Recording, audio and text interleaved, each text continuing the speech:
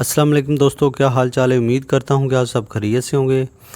یہ ہمارے پاس ایک آٹومیٹک گیس سٹوو ہے جو بغیر ماچس اور بغیر لائٹر کے جو آن ہوتا ہے۔ اس میں جو ایک اگنیٹر لگا ہوتا ہے اور اس اگنیٹر کو چلانے کے لیے ہمارے پاس یہ 1.5 وولٹ کا بیٹری سیل جو ہے وہ استعمال ہوتا ہے۔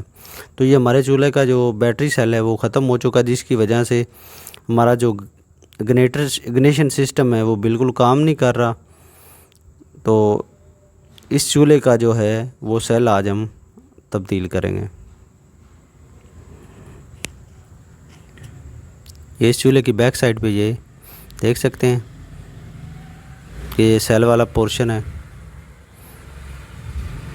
یہ اس کو اوپن کیا ہے تو یہ دیکھ سکتے ہیں یہ اولڈ سیل بھی ہم نے توشیبا کو کا ڈالا ہوا تھا جو کہ تقریباً 1 سال چلا ہے۔ ابھی یہ مارکیٹ سے ہم نے نئے ماڈل کا توشیبا سیل پرچیز کیا جو کہ 140 روپے کا ہمیں ملا ہے، اور اس کو ہم لگاتے ہیں۔ لگانے کے بعد ہم آپ کو چیک کروائیں گے کہ جو ہمارا اگنیشن سسٹم ہے وہ بالکل صحیح ورک کر رہا ہے۔